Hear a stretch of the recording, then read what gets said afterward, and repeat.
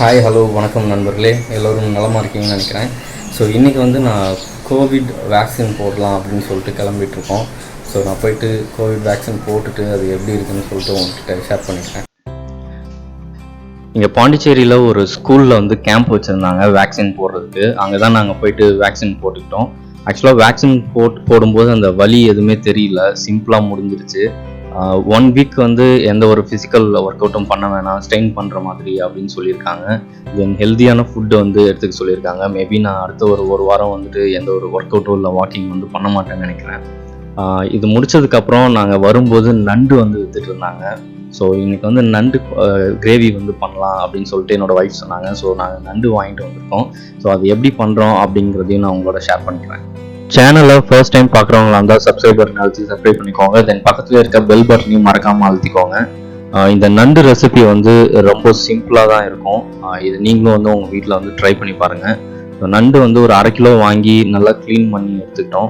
அதுக்கப்புறம் அது கூட மிளகு, கொஞ்சம் சீரகம், சோம்பு, 2 பச்சை மிளகா, கொஞ்சமாக கருவேப்பிலை இது எடுத்துக்கோங்க.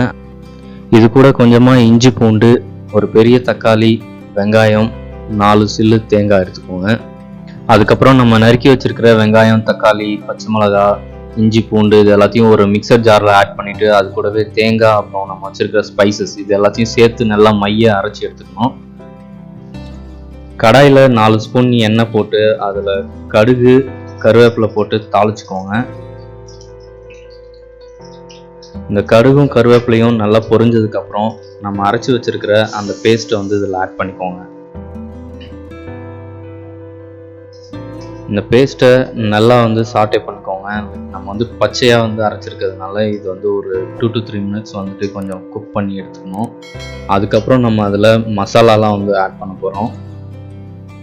இந்த மாதிரி ஒரு 2 to 3 மினிட்ஸ் குக் ஆனதுக்கப்புறம் கொஞ்சம் மஞ்சள் தூள், 1 ஸ்பூன் மிளகாய் தூள், 1 ஸ்பூன் தனியாத்தூள் ஆட் பண்ணிவிட்டு இதை இன்னும் கொஞ்சம் நேரம் சாட்டே பண்ணணும்.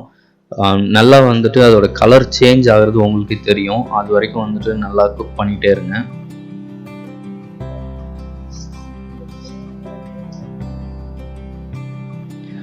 இந்த மாதிரி நல்லா குக் ஆனதுக்கப்புறம் அதில் தேவையான அளவுக்கு உப்பு ஆட் பண்ணி திரும்பவும் ஒரு 2 to 3 மினிட்ஸ் லோ ஃப்ளேமில் அப்படியே குக் பண்ணிகிட்டே இருங்க. இப்போ உங்களுக்கு அந்த கலர் சேஞ்ச் ஆகிருக்கிறது தெரியும். அதுக்கப்புறம் நம்ம எடுத்து வச்சிருக்கிற நண்டை இது கூட சேர்த்து கொஞ்சம் நேரம் சாட்டே பண்ணி அதை அப்படியே க்ளோஸ் பண்ணி விட்டுட்டு ஒரு 5 மினிட்ஸ் லோ ஃப்ளேம்லேயே விட்டுருங்க. 5 மினிட்ஸ் பார்த்தீங்கன்னா நண்டு நல்லா குக் ஆகிருக்கும். அந்த நண்டோட கலரும் உங்களுக்கு சேஞ்ச் ஆகிருக்கிறது தெரியும்.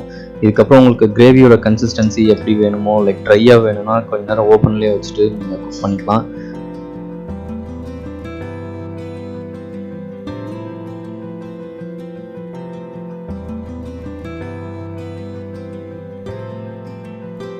ஃபைனலாக 1 ஸ்பூன் பெப்பர் பவுடர் மேலே தூவி விட்டு கொஞ்சம் மிக்ஸ் பண்ணி விட்டுருங்க. அதுக்கப்புறம் கொரியாண்டர் லீவ்ஸ் போட்டு கார்னிஷ் பண்ணிங்கன்னு சொன்னால் நண்டு கிரேவி ரெடி. இது ரொம்ப சிம்பிள். உங்கள் வீட்லேயும் ட்ரை பண்ணி பாருங்கள், கண்டிப்பாக சூப்பராக இருக்கும். அடுத்து உங்களை இதே மாதிரி ஒரு சூப்பரான வீடியோவோட மீட் பண்ணுறேன். மறக்காமல் என்னோடய சேனலை சப்ஸ்கிரைப் பண்ணுங்கள், லைக் பண்ணுங்கள். Tata, bye bye from Vinay.